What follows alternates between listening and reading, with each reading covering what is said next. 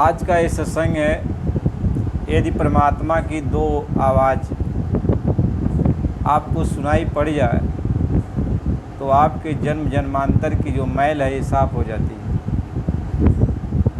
आप सोचोगे परमात्मा की कौन सी धुनें हैं, कौन सी आवाज़ है जो हमें सुनाई पड़ जाए तो जन्म जन्मांतर की मैल साफ़ हो जाए। ये कोई बहुत बड़ी बात नहीं है। इस बात को सभी लोग जानते हैं, सभी लोग जानते हैं, लेकिन इस पर विचार नहीं करते। विचार नहीं करते हैं। यदि विचार करें तो बात समझ में आ जाए। पूरा जो है जन्म से लेके मृत्यु तक, इसमें किसी भी अवस्था में यदि लोग विचार कर लेते तो उनका काम बन जाता, लेकिन लोग विचार ही नहीं करते, विचार नहीं करते। इसलिए कहा आचारी सब जग बना, विचारी मिला न कोई, और कोट आचारी बारी एक विचारी जो हो। तो नियम संयम से रहने वाले तो बहुत सारे मिल जाएंगे, लेकिन विचार करके नियम संयम से तो रहो, लेकिन विचार करो उसमें कि विचार करना चाहिए हमको कि आखिर ये जन्म जन्मांतर की मैल हमारी जो है, ये कर्मों की मैल हमारी कैसे साफ़ होगी, इस पर विचार भी तो करना चाहिए। देखो, बालापन से लेके जब तक यह इंसान इस धरती पे रहता है तब तक वह पूजा पाठ इबादत करता रहता है। तो हमें आपको समझना चाहिए कि इस संसार में पहले कोई भी चीज़ का नकल दिया जाता है। कहते हैं भाई इसकी ये नकल है। नकल किसकी बनी? असलियत की नकल बनी, असलियत की नकल बनी। हर जगह देखो जो टू कॉपी किया जाता है, असलियत का किया जाता है ना। आपके पास आधार कार्ड है तो उसका आप दूसरा कॉपी बनाओगे, नकल बनाओगे, उसका टू कॉपी उसका निकालोगे तो वह नकल हुआ कि नहीं हुआ। ऐसे संसार में हर तरह की चीज़ें जो असलियत है उसकी नकल की गई है, बनाई गई है, ताकि आप ये जान जाओ असलियत यही है, असलियत यही है। तो ऐसा नहीं है भगवान ने बहुत छिपा करके बहुत कोई चीज़ रखा। भगवान ने भी कहा कि हम आपको सब बातें समझा रहे हैं, बता भी रहे हैं, आप समझ जाओ। इसीलिए भगवान ने ऋषि मुनियों के द्वारा, पीर पैगंबरों के द्वारा, संतों महात्माओं के द्वारा, यानी कोई जगह भगवान ने खाली नहीं छोड़ा कि सबके द्वारा ये हमें आपको यानी मानव इंसान को ही समझाने की कोशिश किया। ग्रंथों पोथियों के द्वारा, शास्त्रों, गीता, रामायण, भागवत, पुराण, बाइबिल, नाना प्रकार के जो इतने भी ग्रंथ हैं, सभी ग्रंथों के द्वारा भगवान समझाने की कोशिश की है। प्रकट रूप में भगवान आए तब भी समझाएं, और जब प्रकट रूप में नहीं आए तो ग्रंथों पोथियों के द्वारा, संतों महात्माओं के द्वारा भी समझाने की कोशिश की, ताकि हम आप समझ जाएं। देखो, भगवान ने अपना परिचय दिया। आप जब जाते हो मंदिर तो मंदिर में आप जानते हो कि यह मंदिर भगवान का, यानी भगवान जहाँ बैठा हुआ है वह भगवान का एक नमूना नकल बनाया गया। मंदिर सब कह दो, मस्जिद कह दो, गिरजाघर कह दो, गुरुद्वारा कह दो, कुछ भी कहो, यानी भगवान के, खुदा के, गाड के रहने का वह एक स्थान है, यानी मंदिर है। तो यानी मंदिर वो पवित्र स्थान है, इबादत करने का। मस्जिद पवित्र स्थान है, गिरजाघर गुरुद्वारा पवित्र स्थान है। ये स्थान सब पवित्र स्थान है। उस स्थान पर भगवान के लिए, खुदा के लिए, गाड के लिए, अल्लाह के लिए इबादत करने, यानी उनका पूजा पाठ करने के लिए बनाया गया। यानी भगवान जिस जगह रहता है वह स्थान बहुत निर्मल है, साफ़ सुथरा, पाक साफ। तो किसी भी जगह आप देखो तो जब मंदिर में आप जाओगे तो वहाँ एक ज्योत जलता हुआ दिखाई पड़ेगा, यानी ज्योत जलाया जाता है, ज्योत जलाया जाता है। और मंदिर में जगह जगह घंटा टांगा रहता है, कि आप जाओ तो घंटा को बजा दो। और वहाँ कथा होता रहता है, लोग वहाँ कथा सुनते हैं तो वहाँ क्या बजता है? शंख बजता है, घंटा और शंख बजने लगता है। आप घंटा बजा रहे हो, शंख बजा रहा, शंख का बाजा भी सुनाई पड़ रहा है, यानी कथा हो रही है और शंख बज रहा है। तो ये भगवान ने आपको समझाया कि भगवान का जो स्वरूप है, यानी आपके कर्मों को धोने वाला जो स्वरूप है, आपके कर्मों को जलाने वाला जो स्वरूप है, वह क्या है?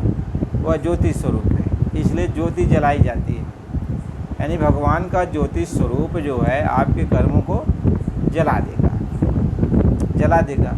लेकिन कैसे जलाएगा? ज्योति स्वरूप आपके कर्मों को कैसे जलाएगा? भगवान के, यानी ज्योति स्वरूप जो भगवान है, उसके अंदर से दो ध्वनि निकल रही है, आवाज़ निकल रही है। वह आवाज़ किसकी निकल रही है? घंटा और शंख की आवाज़ निकल रही है। इसलिए मंदिर में घंटा भी टांगा जाता है और वहाँ जब कथा होता है तो लोग शंख बजाते हैं।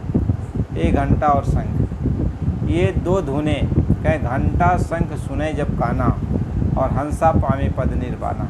यानी ये घंटा और शंख जब ये दो धुनें आपको सुनाई पड़ने लगेगी तो आपके जन्म जन्मांतर की मैल साफ हो जाएंगे, आप निर्वाण पद को प्राप्त कर लोगे। यानी जहाँ पे ईश्वर बैठे हुए हैं आप वहाँ, वो निर्वाण पद कहा जाता है, कैवल्य पद जिसको कहा जाता है, उस पद को आप प्राप्त कर लोगे। ये तो सहज है ना। इसका नमूना सहज में सब जगह देखो, एक नहीं अनेकों मंदिर बने, अनेकों मंदिर, गिरजाघर, गुरुद्वारे, अनेकों सब जगह ये सब बने हुए हैं। हर मजहब के लोग सभी बनाए हैं। सब जगह दीपक जलाया जाता है, सब जगह घंटे बजाए जाते हैं। ये आपको तो पता सोचना चाहिए, आखिर ऐसा क्यों किया गया? ऐसा क्यों किया गया? ऐसा भगवान ने इसीलिए किया कि बार बार तुम मंदिर में जाएगा, वहाँ ज्योति जलता हुआ दिखाई पड़ेगा, घंटा बजेगा, शंख बजेगा, तो तुमको विचार करना है अपने जीवन में, बालापन से लेकर के मौत के पहले तक ये विचार करना चाहिए। आखिर ऐसा क्यों? ऐसा क्यों? मंदिर में नगाड़ा बजाया जाए, किंगरी सारंगी बजाया जाए, या और कोई ढोलक हारमोनिया बजाया जाए, सब कुछ सुलभ है, लेकिन मेन रूप से ये दो धुनें, ये दो चीज़ें क्यों बजाई जाती हैं ज़्यादातर? घंटा का और इस शंख का। जब ब्राह्मण लोग, विद्वान लोग कथा कहते हैं तो श्रीमद् नारायण की कथा कहते हैं तो शंख बजाना शुरू करते हैं। क्यों?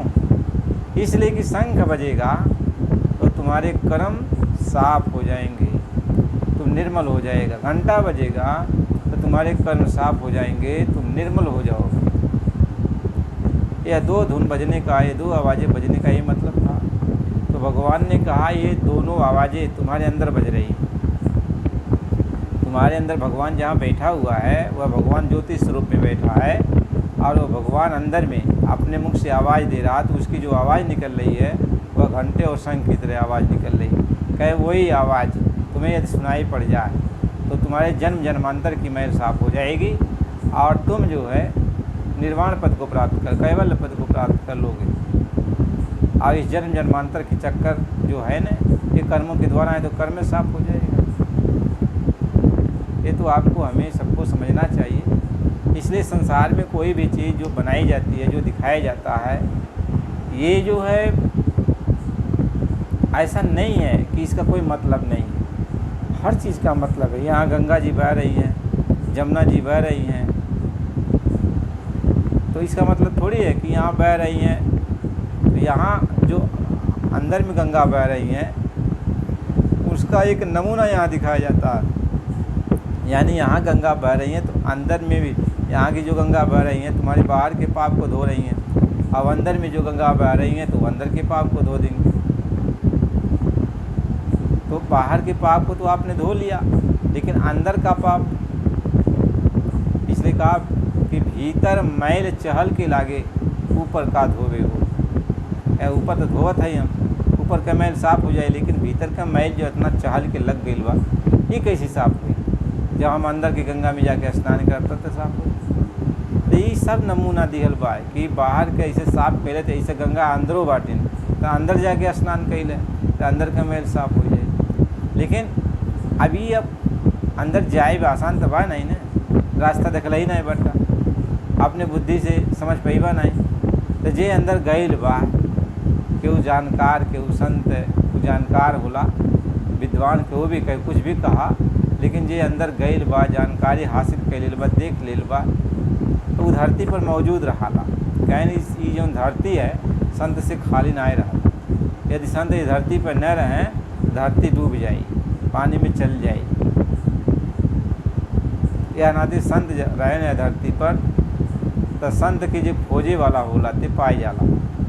या नाते विचार कई जाला, यहाँ मतलब संत के खोज कैले, तो यह धरती पे संत मौजूद रहे, भगवान से मिलाप करावे जाला। तो जब तुम्हारा सच्चा मन हो जाए, सच्चा दिल हो जाए कि भगवान से हम मिले चाहते, तो संत मिल जाए। काहे से वो त्रिकालदर्शी होने, सब देखे न, भूत भविष्य वर्तमान सब जाने ने, तब मिल जाए, तब रास्ता आपके बता दें। कौन बहाना मिल जाइए आपके, तो रास्ता मिल जाइए आपके, तो वो अंदर में वो सुना दी, रास्ता मिल जाए, वही रास्ते पर कहीं बच्चा चला और तुमके ये चीज़ मिल जाए।